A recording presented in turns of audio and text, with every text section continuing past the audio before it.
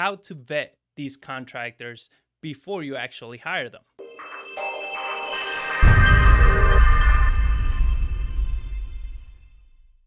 So the biggest thing to keep in mind is that you have to vet them. And I understand this. You're hearing it right now and you're probably saying, well, yeah, next. No. I would venture to say about 90% of investors or wannabe investors or new investors, whatever it is, do not do this. They don't vet for whatever reason. It's something that you're getting there and somebody that you really trust referred them to you, and you saw maybe a project or so and you're like, yeah, I'm good. No, no, trust me.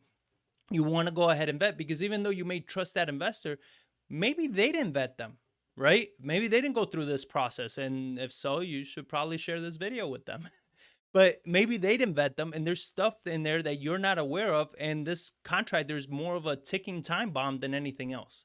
You don't want that ticking time bomb to explode on your project. All right. So you want to take advantage and you want to understand this process very, very well. And as a bonus, I'm actually going to be sharing with you an actual cheat sheet with all the questions, with all the steps on how to hire contractors. And guess how do you get that cheat sheet? That's right. You got to text us. Text contractor cheat sheet to 210-794-9898 and you will get that cheat sheet for free. You can go over it. You can review it as many times as you want. You'll have all the questions, all the steps, everything that we're talking about. You're going to have it in one page, so it's easy to follow. So we're going to go over a few of the questions, but the rest are going to be more in the cheat sheet, so we don't make this video, 2 hours long. But we're going to go over a few of the questions that you want to make sure you ask these contractors when you're vetting them, when you're essentially interviewing them. But keep in mind, these contractors are as much for them as they are for you. All right? Because going through all of these questions, it's going to help you think through the process to make sure you're not forgetting something, to make sure you're not missing a step. Because again, it happens. These things happen. You're doing a lot of projects or you're getting overwhelmed because of the process. Maybe you got to move fast, on a project. So you want to make sure you're not skipping crucial steps that could cost you the project or tens of thousands of dollars. So these are the questions that you want to make sure you're asking as you vet these new contractors. The biggest thing I like to ask almost every single contractor is, how long have you been doing this? And what is it that you started off doing? Now, you're going to see that after a while, every contractor has been doing this for 30 years. All right. It doesn't even matter if they're 30 years old, but apparently, everybody's been doing it for 30 years. It's like the contractor number for whatever the hell reason. But what I like to know is, what did you start off doing? What have you been doing the longest? The reason for this is because pre-2008, there were a lot of contractors for very specific jobs. And contractors before that time, we used to make a ton of money. All right. Being a contractor was damn near like close to being a drug dealer or in the mob. If anybody, always confused you for being in the mob, because you're always walking around with wads of cash, you get paid, a lot of money. You used to make a lot of money in contracting. But after 2008 happened and the crisis happened and everything, now your painters became GCs, your tile guys became GCs, everybody became a GC. But that's not their area of expertise. That's not what they were trained on. That's not what they've been doing for 30 years, right? They've been doing tiles, paint, sheetrocking, whatever that was. So the reason I like asking this is because when they tell me, I started doing sheetrocking. Oh, okay. And you did that for a long time. Oh, yeah, I did sheetrocking for, the majority of my time and everything. In my head, I'm like, check. I have you whenever I'm going to do sheetrocking, right?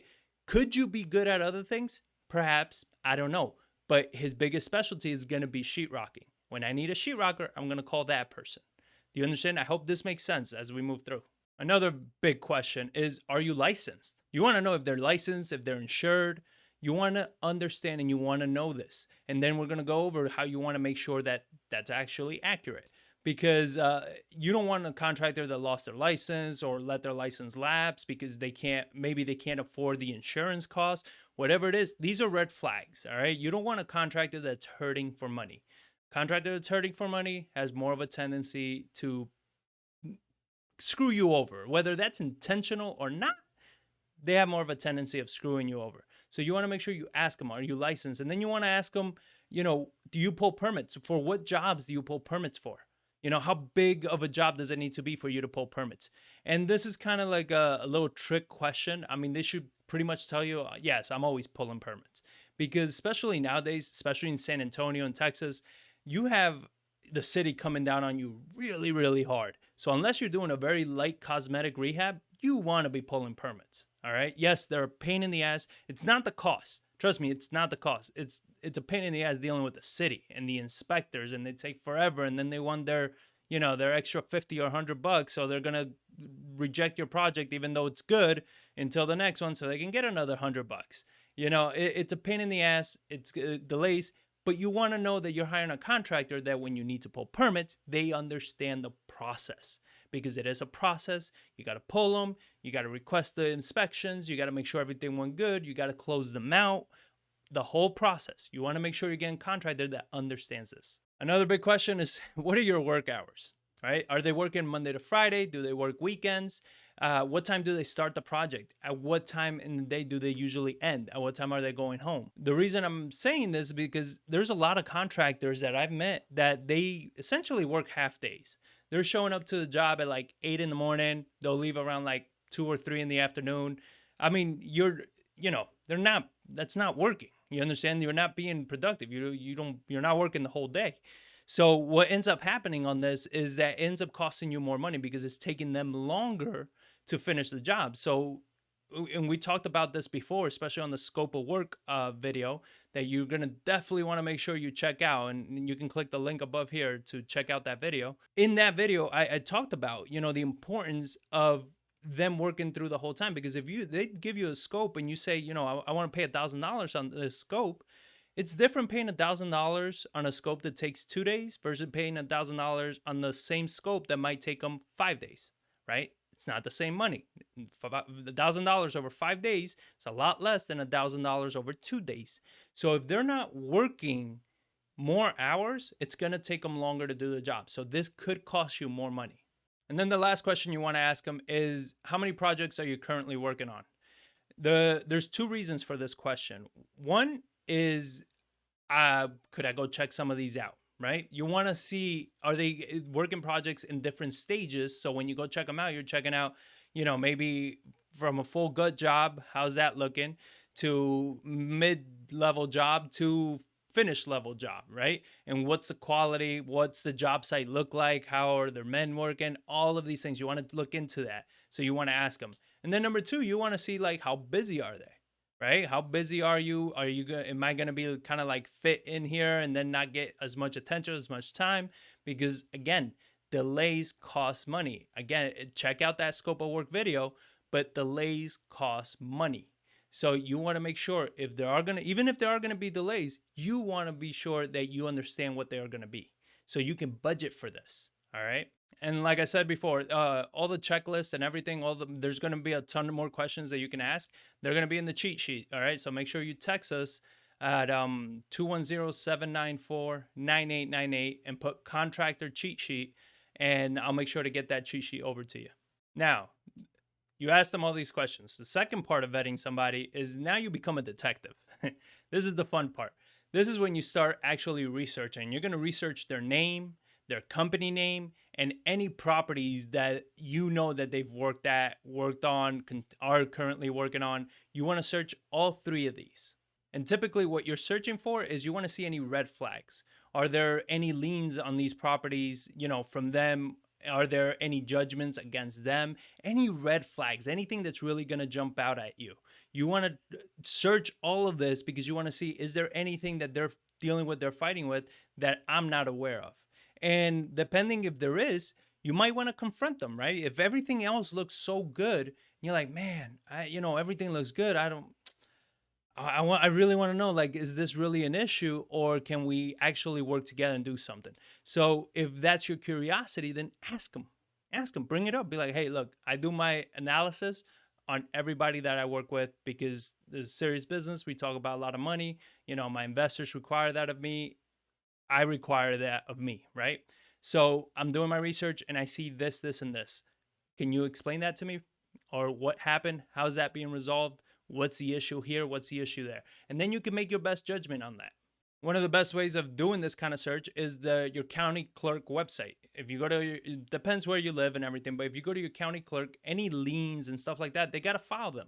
So you go there and you're going to see, I want to search their name. I want to search their company name. Are there any liens, judgments, anything filed against this person? Any lawsuits, anything like that filed against this person? And another area to search people is Google.